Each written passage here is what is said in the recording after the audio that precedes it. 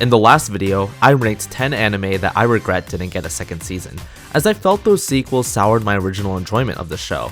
But in this video, I'll be ranking 10 anime that I am happy got a continuation. Whether the original counterpart didn't do much for me, but the sequel did, or whether I've been waiting years for a sequel to be announced and the show actually delivered, I am thankful to have gotten either a conclusion to the story or a continuation I feared was never going to reach the horizon. I'm only going to include shows that I've seen, so as good as I've been hearing things about Bleach, the Thousand Year War, it has been very daunting to begin that 300 episode journey, but one day I will. Feel free to leave what sequels you've enjoyed in the comments, and let's begin with number 10, ReLIFE. ReLIFE deserves to stand out amongst the must-watch romance anime of the medium. It follows a hopeless adult in his mid-20s, Arata, who is offered a pill that transforms him into a 17-year-old. Through this, he must re-navigate his way through school, social relationships, and a new lifestyle with his second shot at life.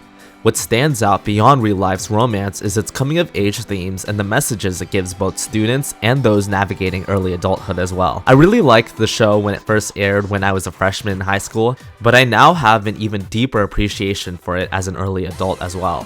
I'm so thankful that we got 4 OVAs to wrap up the storyline, as while the entirety of the first season was satisfying to watch, it always felt like there was a little bit more to be done with the world. The reason I have ReLIFE at 10 versus a higher spot is that it would have been nice to have a proper season 2 instead, as the show did end up cutting stories out in its adaptation.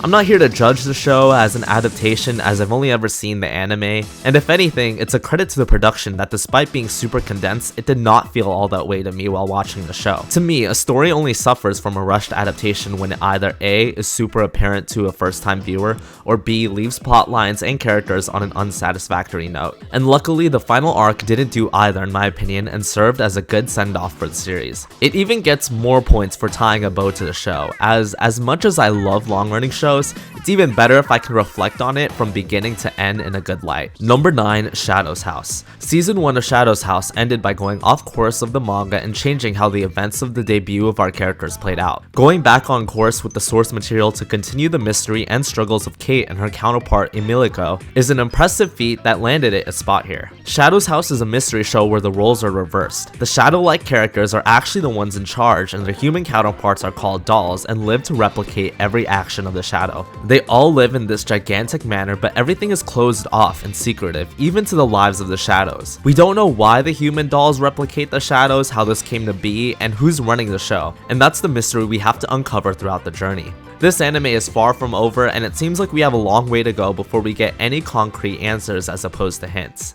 The show to me can be a little slow at times, but this setup has me really interested to see it the whole way through. Hopefully we get a season 3 to move the show onward. Number 8, Blue Exorcist. It still seems like a fever dream to be getting a continuation of this series, after having gone the anime original route for its ending, and then completely dismissing the ending in season 2 after 7 years, and then waiting another 7 years for season 3. We Blue Exorcist fans have been in for a wild ride, and it's no surprise that Blue Exorcist's popularity has waned throughout the years. From what I know, the consensus of the 3rd season was that people felt like it was dated. Not me though. I love a good classic shonen, and the Illuminati arc reminded me a lot of arcs in said shows. I've grown to really love Rin and his gang story since I first watched it years ago, and I feel validated in knowing I didn't outgrow the show, as the revelations behind Izumu, Shima, Yukito, and Takara still had me on the edge of my bed just watching it a week ago. It reminded me a lot about how I'd get excited about shonen from a decade ago, such as Magi, Soul Eater, and Noragami. This would have easily catapulted into at least the top 3, but its 3rd season does suffer some from art issues, so I guess it's not a total W.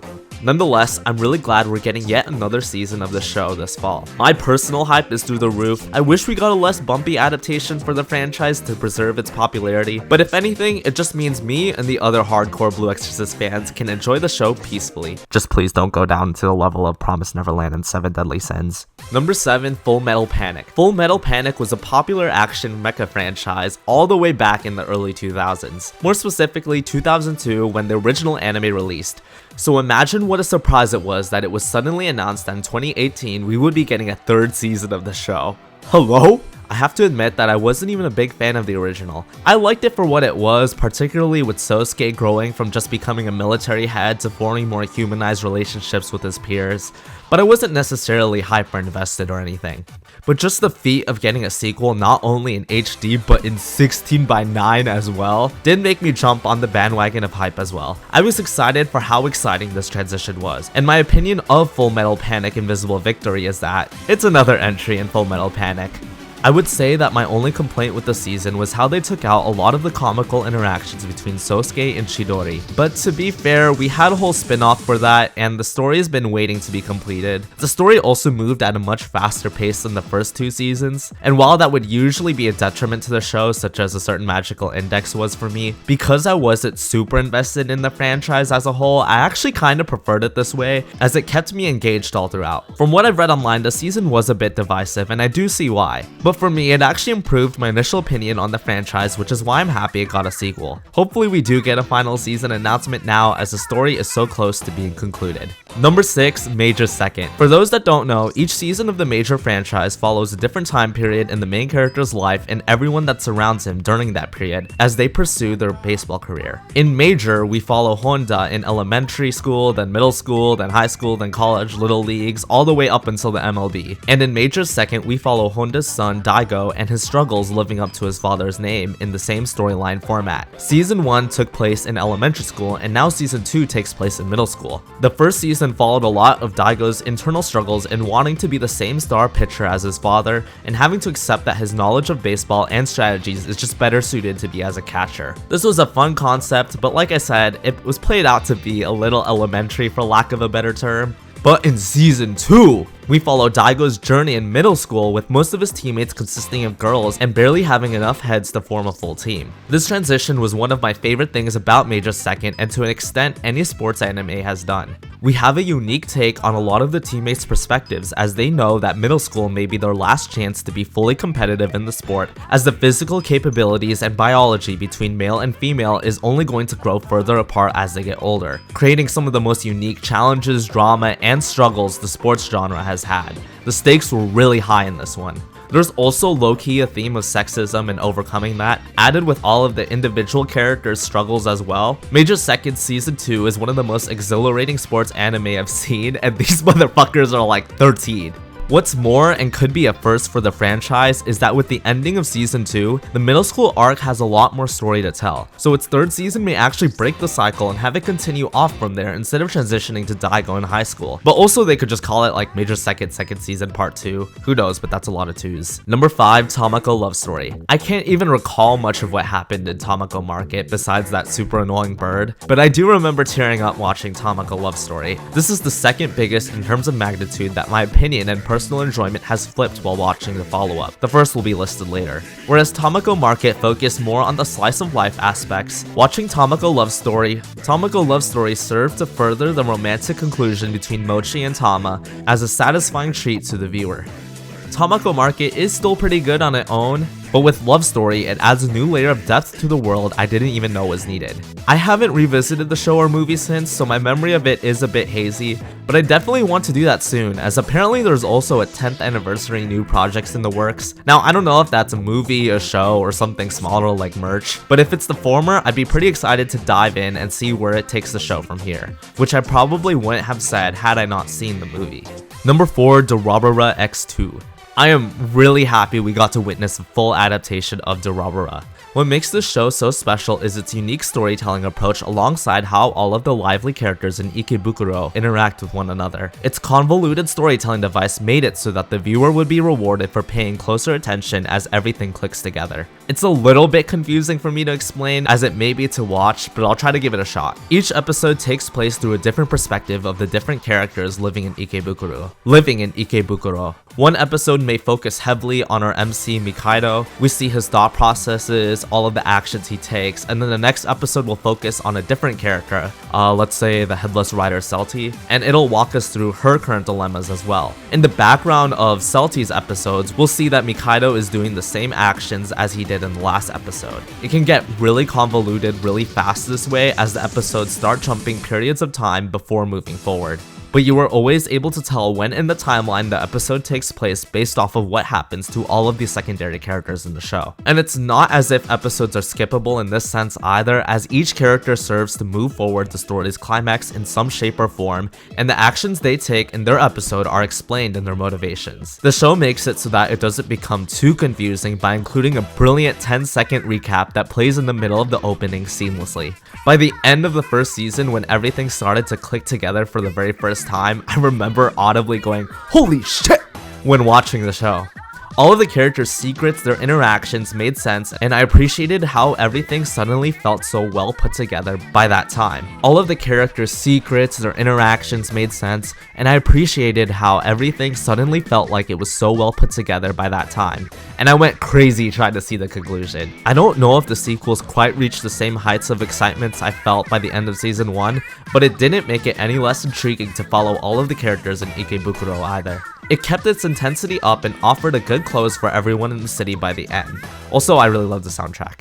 Number 3, Ace of the Diamond Act 2. Full disclosure, of the 500-ish anime I've watched, my personal all-time favorite is actually Ace of the Diamond. One day I want to expand even further on this, so I'll be as concise as I can here. But I do want to say that I would have been distraught had I not been able to experience the wonder that is Act 2. Seeing Sawamura's struggles towards becoming an ace, finally receiving some of the most satisfying payoff after 120-something episodes, Furia's newfound obstacles indicating growth, seeing the team try to make it to Koshien once more. I loved every second of this 200-episode journey. I would do anything to see another season to conclude the baseball season. Sadly, that does seem unlikely, but Act 2 marked a good capping point towards Sawamura's character, who time and time again strived for a goal that he finally was able to get after hard work. I'm so happy that Act 2 even exists. Thank you. Number 2, Radiant. Radiant started off with a lot of filler. I think they were trying to see if the show could compete with other popular shonen during its airing like My Hero and Black Clover. It was a little rocky, and then it got out of that and into its first serious arc, and then it got good,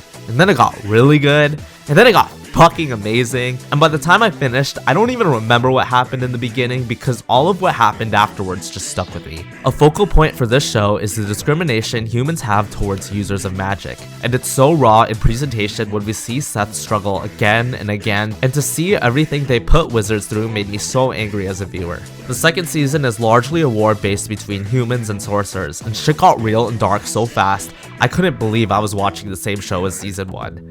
For some context, in this anime, nemesis are demonic entities that fall out of the sky and vaporize whatever they touch. Sorcerers are made when a nemesis makes contact with a human and survives the encounter.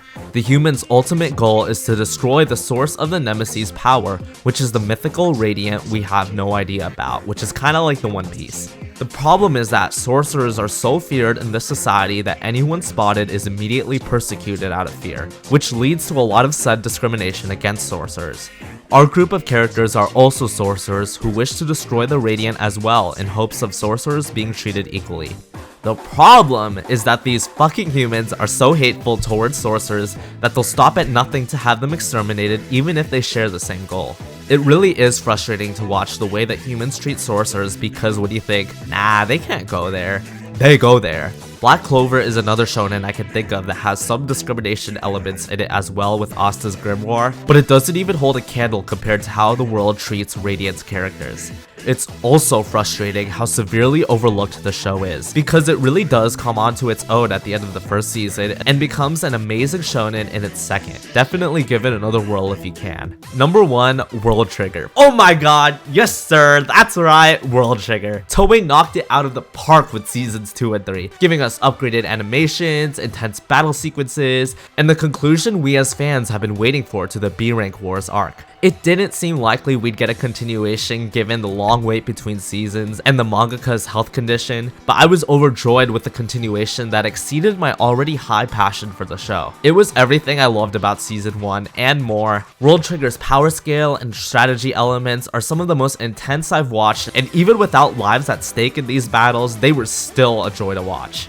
I was also really glad to see what happened to Hughes as a character, as I was very interested by the end of the first season to see what they would do with him. It's so great how a show can have over 500 cast members, and even though I don't remember them all by name, I like nearly every single one of them. I'm more intrigued than ever for a continuation past this arc and to see what other tests await Osamu and his team as they try to reach their goals. I knew World Trigger was popular in Japan, but honestly, I'd given up a bit of personal hope on seeing a continuation past season 1, just considering how under the radar it flew here in the West, and how even the manga is struggling to continue on. But I'm so glad to see more of it, and it makes me even more excited on what's to come. So these are 10 anime that I'm happy got a sequel. Let me know what sequels you're happy exist. In the next video to wrap up this miniseries, I'll be doing a top 10 anime I wish got a sequel. Bye!